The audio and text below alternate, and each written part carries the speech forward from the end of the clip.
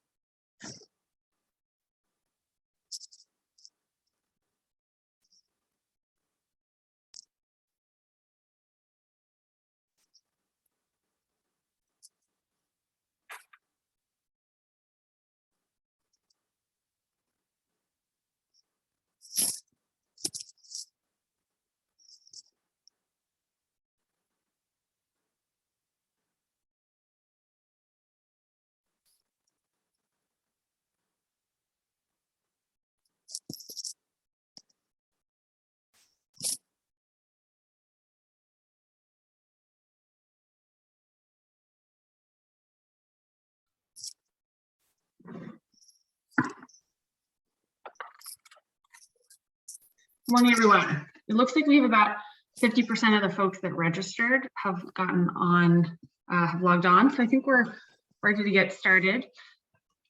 So welcome. My name is Alexandra Dom, the Deputy Commissioner at DECD. And with me today, you have already heard from Matt Puglisi, who's the Director for CIF, and Sam Brill may also be jumping in and out. He's helped us design all of CIF, design and execute, and he's works at DECD as a Special Economic Advisor. So we're thrilled to be here today. We have a lot to cover. We're going to get into nitty gritty.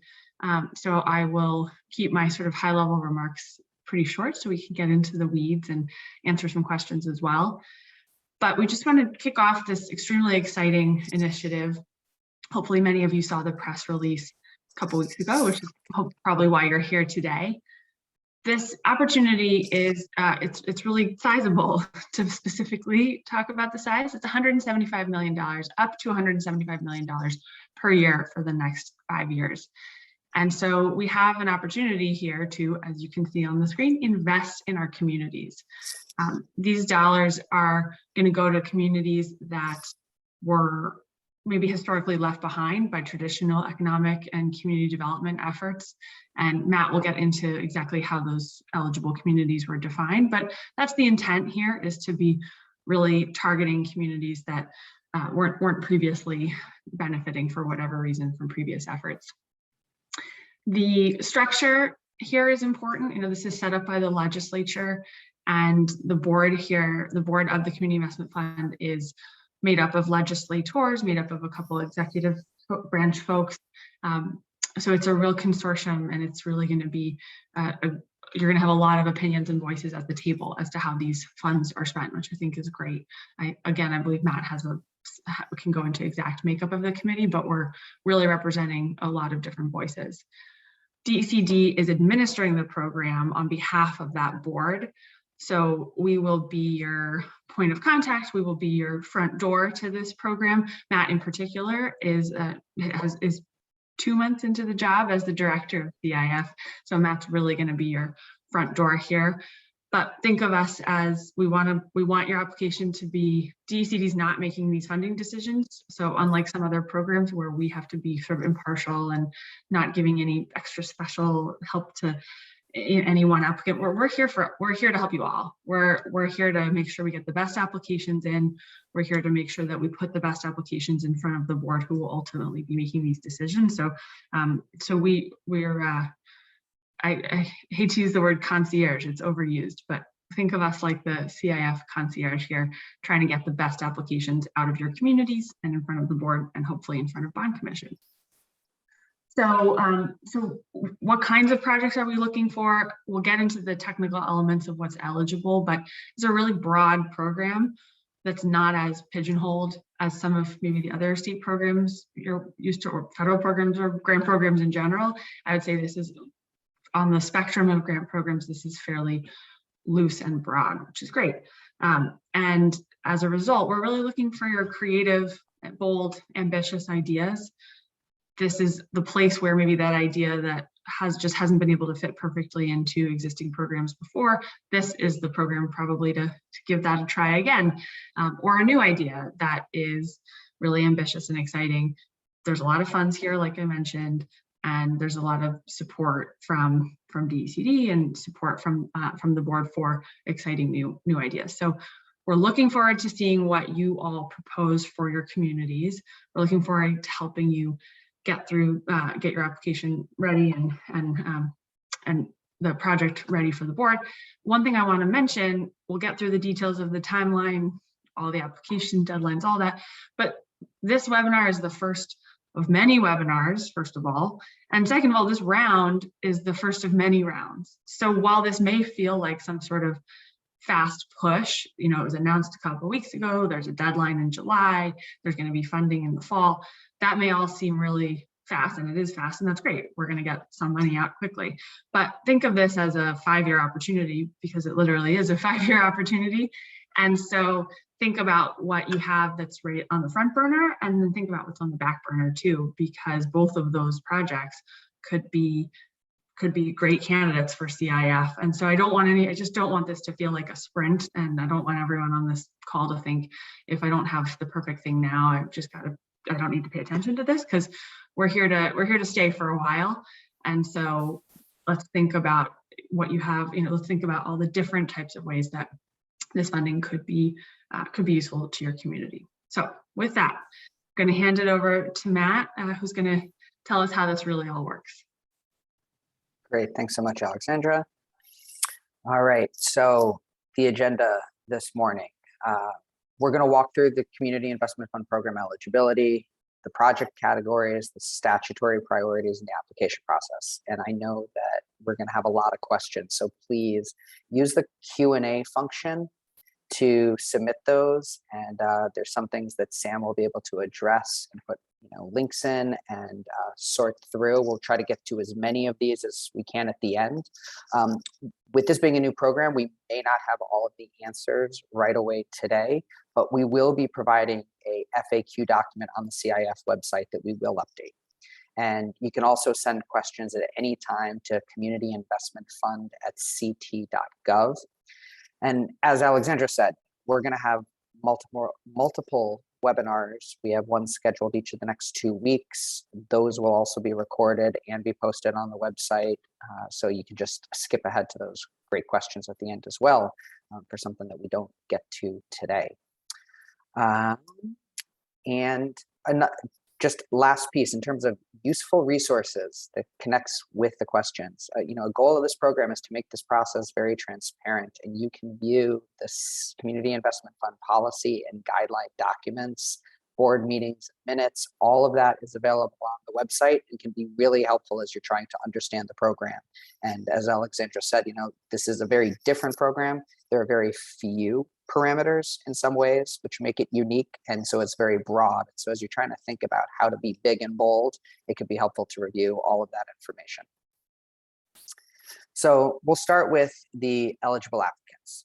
So there's 3 types. This is the first category. There's 54 eligible municipalities, and those municipalities are designated as alliance districts or public investment communities. That list, Sam will put into the chat, but it's also available on the CIF website. So the municipality is an eligible applicant. but also any community development corporations and nonprofit organizations that serve those municipalities. Joint applications are allowed, so whether it's a nonprofit and a municipality submitting a joint application, 2 nonprofits, that's fine. 2 municipalities could be a joint applicant, but it's really important, both applicants need to be eligible. So you couldn't have an eligible municipality and the neighboring town that's not eligible apply for a project together. If you're a nonprofit or a community development corporation that serves multiple communities, that's all right, but all the community investment funds clearly will need to be used towards a project that serves eligible communities. Another piece on eligibility, all of the current eligible communities will stay eligible over the 5 years of the CIF program. So every year, I believe it is, the Public Investment Community Index is updated. So if something happened to your community and you came off of the pick list in a future year, you are still going to retain your eligibility for the 5 years here. New communities could be added in the future. And again, this is information that we have in our policy and guideline document. Good reason to review it. So once you're an eligible community that can apply, the next major piece of eligibility is the eligible project. So for it to be eligible, it needs to promote economic or community development in the municipality where the project is located. And then number 2, I'm going to read the language here because it's really great that we have this in legislation and it's very clear. The project or grant and aid furthers the consistent and systematic, fair, just, and impartial treatment of all individuals, including individuals who belong to underserved and marginalized communities that have been denied such treatment, such as Black, Latino, and Indigenous and Native American persons, Asian Americans and Pacific Islanders, and other persons of color, members of religious minorities, lesbian, gay, bisexual, transgender, and queer persons, and other persons compromising the LGBTQ+ community, persons who live in rural areas, and persons otherwise adversely affected by persistent poverty or inequality. So again, the project has to touch on economic and community development in this eligible municipality and the consistent, systematic, fair treatment of any of these groups. So now let's look at the 2 types of project categories that we have. 2 big buckets here, capital improvements and small business support. And an eligible project is a project that's proposed by a municipality, CDC, or nonprofit for the purpose of promoting economic and community development in that municipality. And capital improvements can include brownfield remediation, affordable housing, establishment of improvements to water and sewer infrastructure to support smaller scale economic development, pedestrian safety, traffic calming improvements, establishment of or improvements to energy resiliency or clean energy projects, land acquisition and capital projects to construct, rehabilitate, or renovate buildings and structures, to facilitate or improve home rehabilitation programs, and public facilities such as libraries and senior centers. So those are all the capital improvement type projects.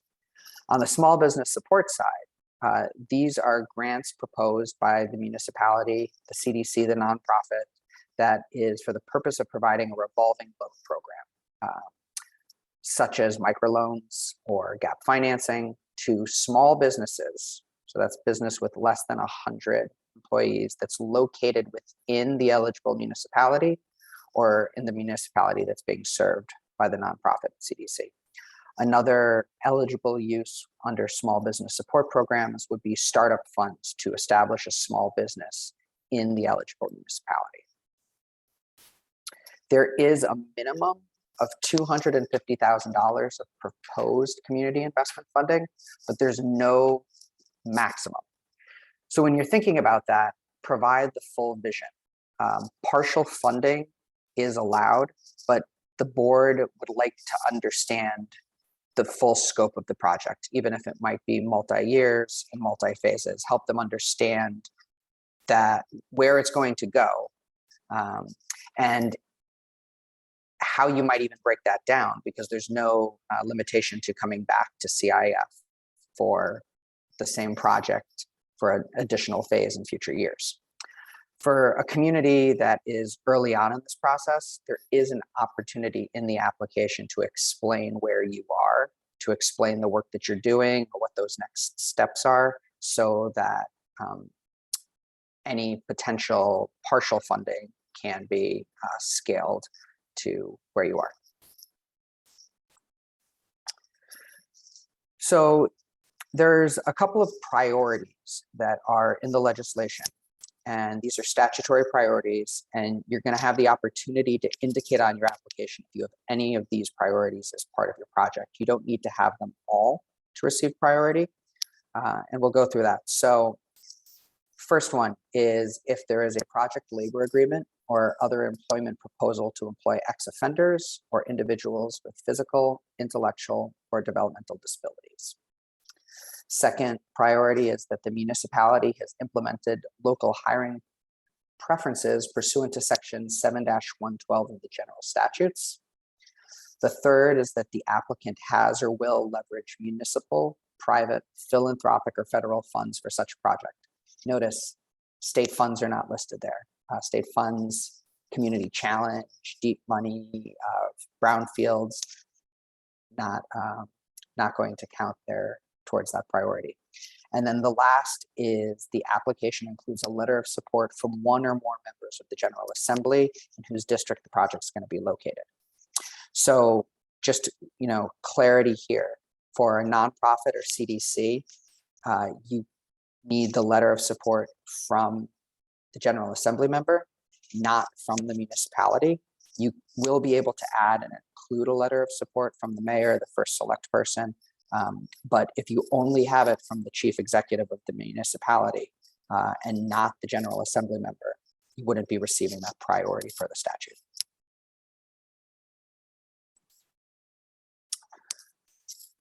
So as Alexandra mentioned at the beginning, that this program is very different than other grant programs that DECD runs, because DECD is not the decider. We're not scoring these. The Community Investment Fund Board of Directors will be making a decision on which grants to recommend to the governor for funding, and I'll go through those steps in a couple of minutes. DECD, as the administrator, will be reviewing the programs for their eligibility, all of the categories that we just went through, and also highlighting those statutory priorities. We'll also be looking at applications that align with the state's economic action plan, and this is available through a link on CIF's website. The pillars of this plan of inclusive growth outlined are workforce, communities, innovation, and business environment. And then DECD is also going to look for programs that follow DECD best practices and represent an efficient use of taxpayer funds. So what does that mean? Projects that are shovel ready, projects that are leveraging other funding, a realistic and comprehensive budget, limiting soft costs administration to a reasonable amount, and a realistic and comprehensive project plan. And that's really, as it applies to the capital projects. For the municipalities, in accordance with the Connecticut General Statute 8-23, amended by Public Act 15-95, any municipality that has not adopted a plan of conservation and development within the past 10 years is ineligible for discretionary state funding unless they request and receive a waiver from this prohibition from the OPM secretary. So municipalities are going to need to submit their municipal certification of eligibility for discretionary state funding. This is linked within the application. The information is available on there, but I just want to highlight that. Projects also may require additional review under the Connecticut Environmental Policy Act. Capital projects that involve federal funding, the project's going to need to be in compliance with Section 106 of the National Historic Preservation Act and the National Environmental Policy Act. Successful projects that receive the grants are going to need to be in compliance with SEPA, and there will be additional information that you can get on the State Historic Preservation Office website. Again, we're providing all of these links within the application. So if you're unclear and unfamiliar with these, you can see these and familiarize yourself. For the small business support programs, the statute requires that we take into, or that the board takes into account certain factors. And I want to read these very clearly. The risk of default on payment of proposed loans and financing, the impact on job creation or retention, the impact on blighted properties, and the overall impact on the community. And then DECD will assess the proposals to make sure that they align with small business financing best practices. Per the statute, financing programs that vary from the prevailing market rate shall not be recommended for funding. So in terms of the prevailing market rate, the DECD Small Business Boost program that will be coming out in the early part of the summer is a place to look in terms of comparison for what a prevailing market rate could be. For organizations that already have a history of lending, documentation of your practices, how you set your rates, that is all information that you can send in terms of justification as to why you believe your rate is a prevailing market rate.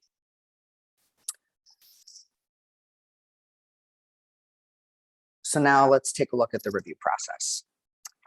So eligible applicants are going to submit their applications via the CIF website. You're going to do this through a portal, not through email. July 26th, DECD will begin to review applications for eligibility. Any ineligible applicants will be notified. Eligible applications are going to be summarized by DECD and forwarded to the CIF board. So again, I'm going to go through these. I'm going to provide a list of why things are eligible, any of those 4 statutory priorities, ways that this aligns with DECD best practices and the comprehensive economic action plan, and highlight strengths and weaknesses, and all of that information is going to be put forward to the board. Then the CIF board is going to review eligible applications and then finally vote on recommendations for the projects they believe should be funded and provide those to the governor. Then the governor is going to review these applications and issue his final recommendations for review, and they will go to the State Bond Commission. And then the State Bond Commission will ultimately issue approvals for projects.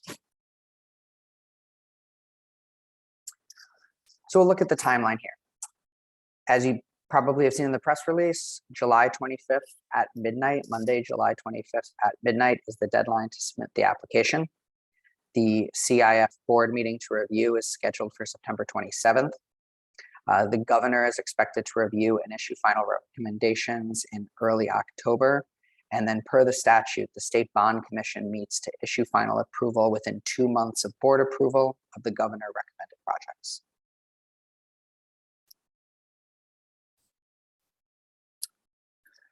So in terms of application, the application is now up on the CIF website.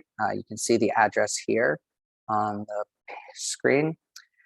There will be an application portal. The application portal is not live yet because we're trying to get all the kinks worked out so we don't have to reinvent this process for everybody in 6 more months for round 2 or next year. So we're trying to make it very clear, but a PDF version of all of the application questions is available right now that you can begin to go through and work on this, see all the different attachments that you're going to need to work to pull together.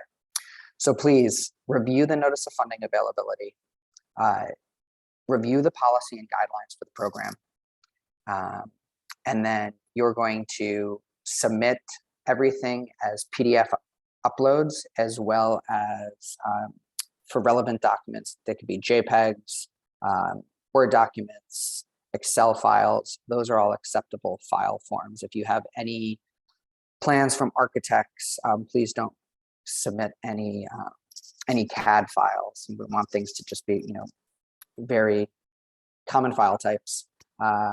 Let's see, no paper, no hard copies. Please don't email attachments. Everything's going to go through the portal. Bulk uploads, zipped files, that's allowed. When you're going through the application itself, there's no word or character limit to narrative responses. We want you to answer the question thoroughly. We don't want you to limit it. We're not looking to read War and Peace. but provide a thorough answer to the question. And then please, at any time, submit questions. You can always use the Community Investment Fund at ct.gov.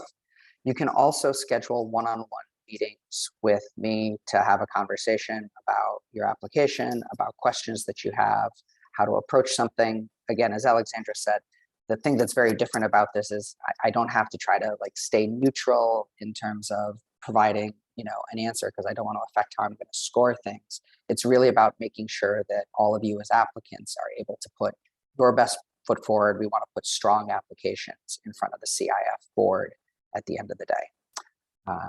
So that is the overview. Sam, I'm sure we have some questions and we can go to that. Yes, we've got a lot of great questions. I've tried to answer a bunch of them as fast as I could in the Q&A, but I know that I definitely did not get to all of them. I think a few that we should start with that have been commonly asked. The first kind of bunch are around eligibility. So exactly who is eligible and where the project needs to be. So one question had to do with whether a housing authority would be eligible. I'll start to give an answer, then Matt and Alexandra can jump in. So a housing authority, I believe, is either a public benefit corporation or a not-for-profit corporation. They would, if it's a not-for-profit, they would clearly be eligible, assuming that the housing authority operates within a municipality, which is eligible, right? If the housing authority operates in another municipality, which is not eligible, and the project is not happening in that municipality, then they would not be eligible. If the housing authority is not a not-for-profit or some other kind of organization, then I believe that the municipality itself would need to be the applicant, because only a municipality or a not-for-profit includes the Community Development Corporation, would be eligible entities which could apply. I saw that Kylene from UConn asked a great question about universities. Yes, universities are not-for-profit organizations. They would be eligible to apply. But the project, of course, would need to be located in an eligible municipality. So I can't remember off the top of my head if Stores is an eligible municipality or if we're talking about somewhere else. So those are some questions about eligibility.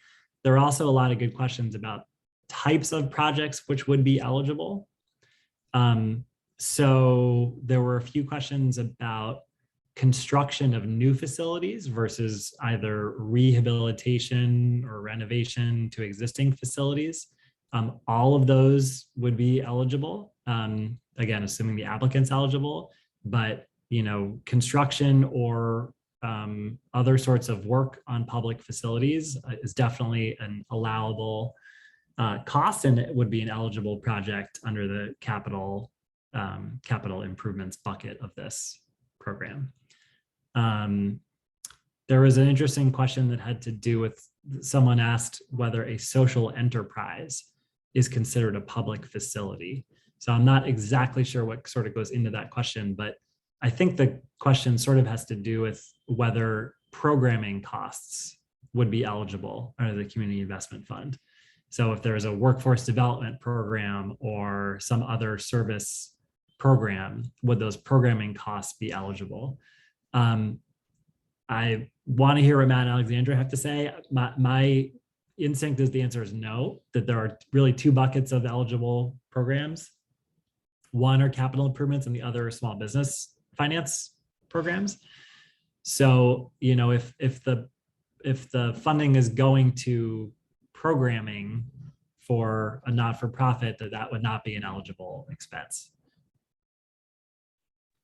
I would agree with that. We have listed on the website or in the principles document that Matt mentioned, we listed a non-exhaustive list of eligible expenses. So there may be some things that are not on there that are eligible, and we can deal with those one-off. But the bulk of these, the main down the fairway type expenses for these capital projects is going to be construction, land acquisition. There were a bunch of questions in the chat about, could you acquire buildings from land? That's all fine. Some what am I trying to say? Fixtures and furnitures as you're getting it, like the build out cost. If you are setting up, if you need to build out the actual, not just the four walls, but whatever furniture, whatever fixtures are required to get up and started, that's all sort of your one-time capital upfront. But it's not intended to pay salaries for 10 years or other programming costs. I'm not actually even sure that's what. Well, we can hear from the specific person who asked that question for more details, but that's something we should hear anyway, so that's fine. We're not looking to fund your 10-year operating budget. Yeah. That's exactly right. Sorry, go ahead, Matt. I was going to say, I was looking at one of the questions, and it asks about rehabilitation of nonprofit facilities in eligible communities. And yes, nonprofit in an eligible community that is eligible. It's just really important to consider that before we even get to the type of project it is, the other piece is besides eligible community, it has to be about economic development, and it has to be about the underserved population. And so it can't just be our nonprofit needs a new roof. In your application, you're going to need to address the economic development, community development component, and how the organization or project is serving this underserved population. So you have to be thinking about that as well. Yeah. Gotten a lot of questions about which communities are eligible, and there is a list on the CIF website that has just in very plain English, a list of the communities that are eligible. I've dropped that in the chat to a couple different people, but I'm not sure if those questions can be seen by everyone. There's also, I think, a common thread in the questions about how many applicants can come from anyone, how many applications can come from any one applicant or one municipality. And there's no limit on the number of applications that can come from. You could have one entity apply for a couple different things at once. I would encourage you to pace yourself because we do have a lot of funding here for the next couple of years. But yeah, so that's as it relates to one particular applicant. There's no limitation as it relates to one particular municipality. Again, no limit. If there's a bunch of different good ideas within the municipality, those different entities can all be applying at the same time. And it's not as if in any given round, we're restricting ourselves to selecting one application from each municipality. There's nothing like that. These are all going to be looked at on the merit of the application itself without sort of quotas or that kind of thing. A few people have asked, if a municipality is applying, can a not-for-profit within that municipality also apply? Can a municipality apply for multiple projects? The answer to all of that is yes. Obviously it's going to be up to the CIF board to choose if there are limited funds, and this round of funding, we anticipate up to $75 million of funding going out in this round. But certainly you are eligible to apply. If you're an eligible applicant, you're eligible to apply. There's no cap on the number of applications within a municipality for sure. Remember that there is a $250,000 minimum request from CIF for your funding. One other thread of questions I saw Kevin Brown and a few others asked had to do with sort of the different types of small business financing that can be proposed. This statute, I think, is intended to be pretty flexible in terms of what sorts of small business loan programs are proposed. So it could be a revolving loan fund. It could be grants to businesses that are looking to establish themselves. It could be microloans, gap financing. There's all sorts of different programs that are allowable. 2 points I think we should make. One is that CIF will not send money directly to any business, right? The applicant here has to be a municipality or a not-for-profit organization or a community development corporation, which is establishing a program of small business financing. And that program may then loan out to small businesses in that community, but businesses themselves are not eligible to apply directly to us. And the other thing I would just point people to the notice of funding availability and the application itself to list a few best practices of small business loan programs that DECD administers. to understand how DECD will be highlighting applications which meet those best practices, right? So for example, if your program is charging a 25% administrative fee, that's very high. We're going to point that out to the board and make sure the board sees that this is not a best practice to charge that high of an administrative fee, for example. So I would really encourage people to take a close look at those materials on the website when you're thinking about how you're going to propose a small business program in your community. The other thing I'd say, there are a lot of good questions here that I think we need to probably follow up with people on. At the top of my head, there's some questions about different types of not-for-profit organizations that I think we need to discuss internally and do some research on before we answer. Let's see. All right, I do see a question that is about how funding is going to be administered and what the format is, and that's going to be on a project by project basis. So that's something that is a reason to reach out in advance and kind of understand that as you're putting things together in terms of the scope of your project and budget.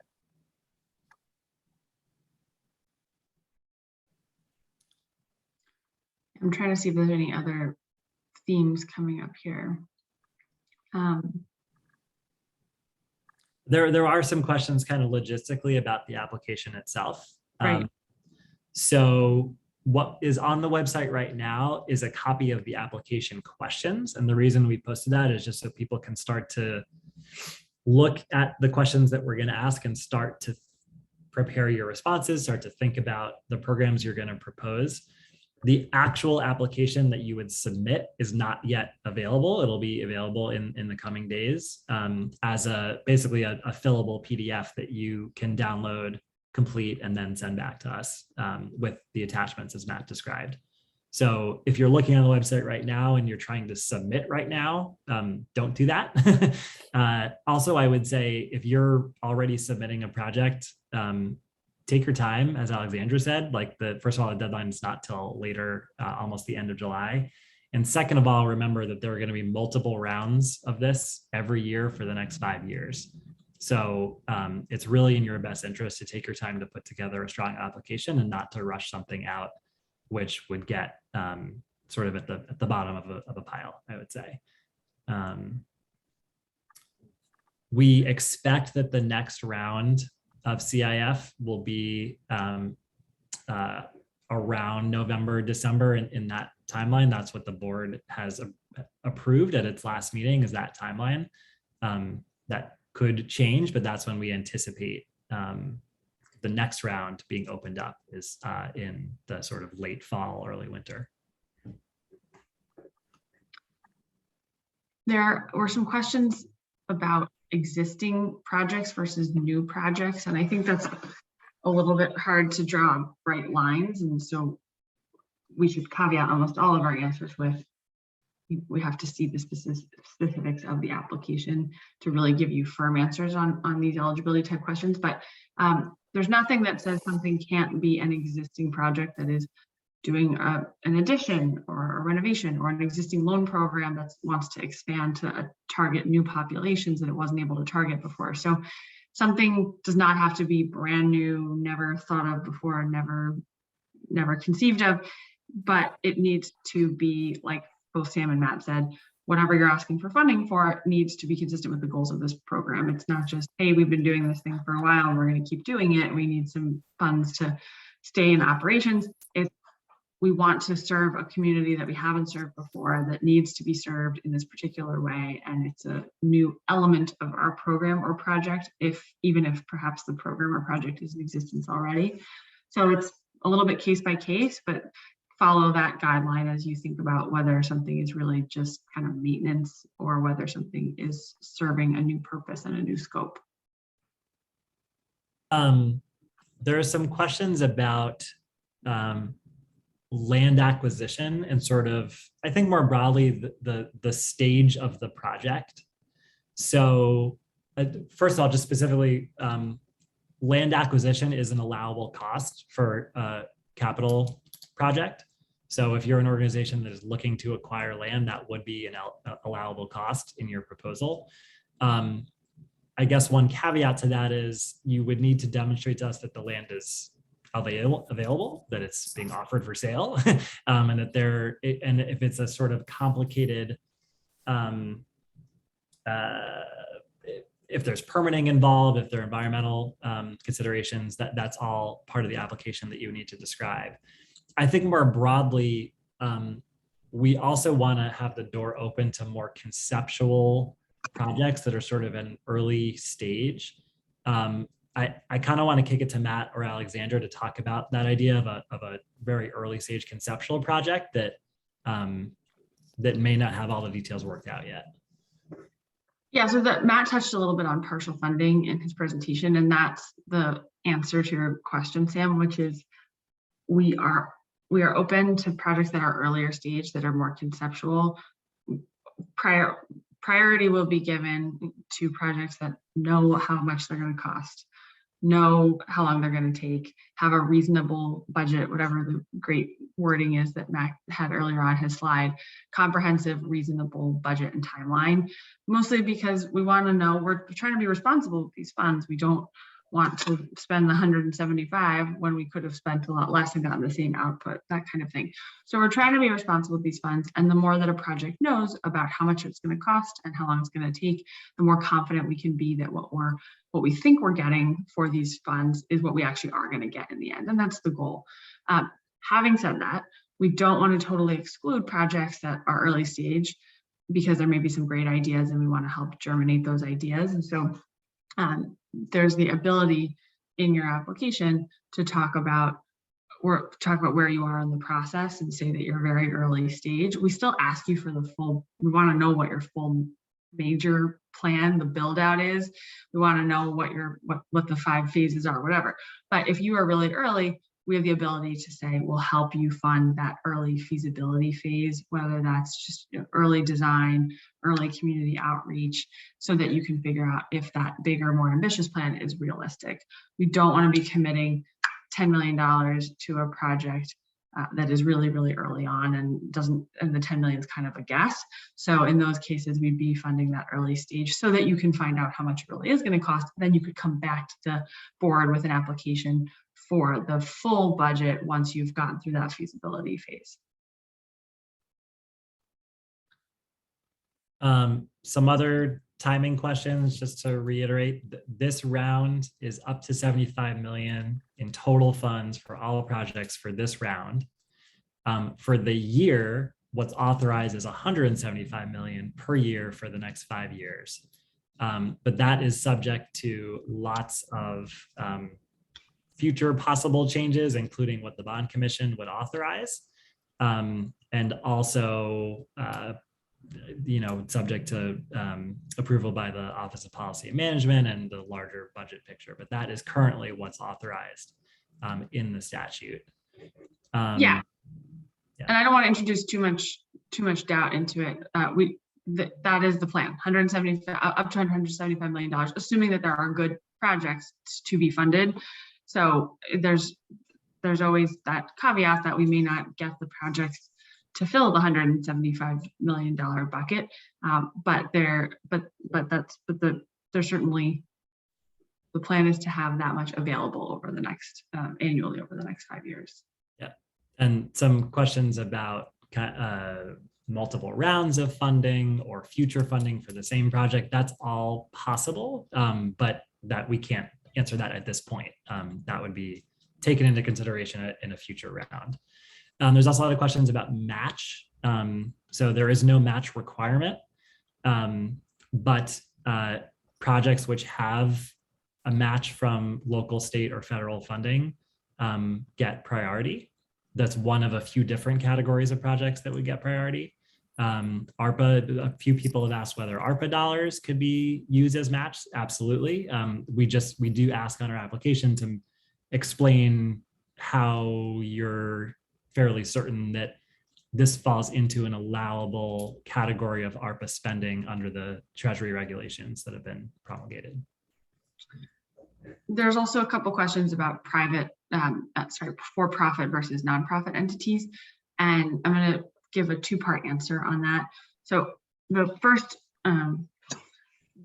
answer is a for-profit entity is not an eligible direct applicant for these funds.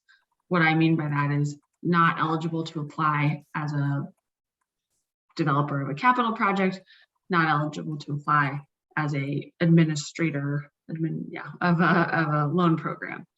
But if there's a for-profit business on this call that is interested in receiving a loan, a small business loan from a program administrator, that's the way you would access these funds. The funds would go to a nonprofit program administrator that's going to come up with a comprehensive loan program of what kinds of businesses are they targeting, what kinds of terms are they going to offer, what kinds of other support and services they're going to offer. Those programs will apply to CIF. They will get a yay or a nay. If they get the funding, then they will go out and potentially and lend money to individual businesses that could potentially be for-profit businesses in whatever the areas that they've decided to target. I know that's a very long answer, so if you are a small business owner on this call, these are not funds that you're going to directly apply for. They're funds that might be available to you in the future after a loan program gets funded through this program and is then back out in the market trying to find businesses to loan to. So it could certainly, the intent is certainly to benefit a lot of businesses, but I don't want anyone to think they're going to fill out this application and spend time, waste their time. And an individual business owner, a for-profit business owner would not be eligible for these direct funds.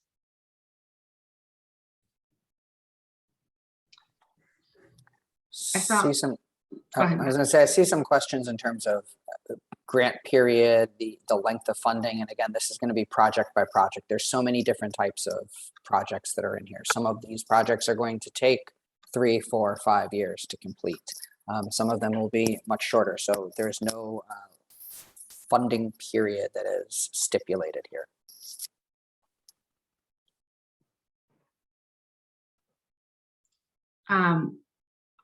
We have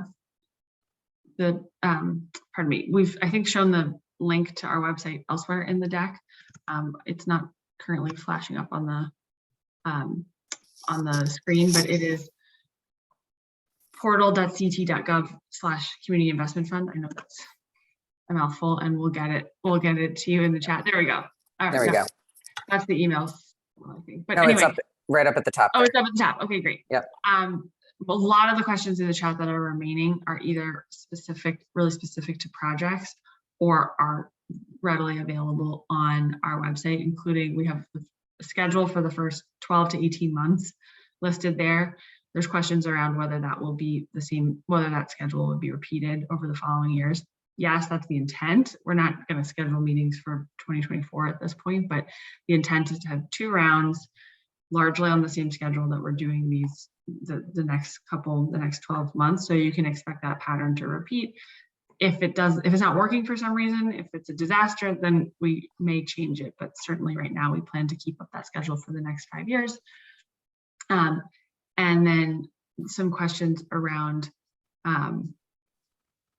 sorry, I'm scrolling and lost my train. Some questions around there's a lot of questions around the populations that this program is targeted to help. And again, that language can be found on our website. It's very specific. So anything, if you're trying to figure out what definitions, what types of groups can be included, that was the language that Matt read out earlier on one of the slides and can be found on our website. It's in the statute, so it's not as if we're not picking and choosing here. It was already predetermined. And again, Yep. Sorry, I was going to say, we're going to be updating everything that we got for questions here in FAQ, and the ones that we need to do a little bit more research on, we'll be putting that into the FAQ. And please use the one-on-one scheduling feature, and I'll be adding more time on there as well. It doesn't need to be a 30-minute meeting. It can be a 5-minute meeting, but please reach out, have a conversation. Yeah, there are a bunch of questions about different categories of allowable costs, like equipment. So again, I would read the materials that are on the website, and if you still have a question, then reach out to us individually. Generally, furnitures, fixtures, and equipment are an allowable cost for the capital projects, as long as you meet all the other eligibility criteria.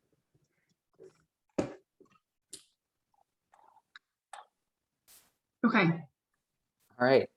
I think So- I know there's a lot of questions still in the chat, and but I think they do fall under the category of either we can answer them quickly with just a link to the site, or we can follow up with you about something that seems more specific. So unless anyone disagrees, I think we should wrap up, and we will follow up with folks that had questions that weren't answered. Oh, and the last thing, a lot of people have asked if we're going to post these slides and post a recording. The answer is yes. On our website, we will be sure either to post the slides or a recording, or maybe even both. So. Okay, excellent. Thank you, everyone. We look forward to lots of applications based on the lots of questions that we got. 148 questions so far. So that is great engagement. It's very nice to know we're talking to people that are listening. I thank you for that. And we will get you answers, and we're available for any either questions you had today or follow-up questions that you might think of in the future. There's also 2 more webinars, as Matt mentioned, coming up, and those are, you can sign up for those on our website. Everything's on the website. Matt and Sam built a great website. I've rarely seen a better state website, so I encourage you all to dig around there. Not only is the information that we know today on there, the FAQs, as we get them and as we answer them, the FAQs will be updated. So future new information will also go on that website. So thank you, everyone. We are looking forward to seeing your applications, and we will be talking to you all soon.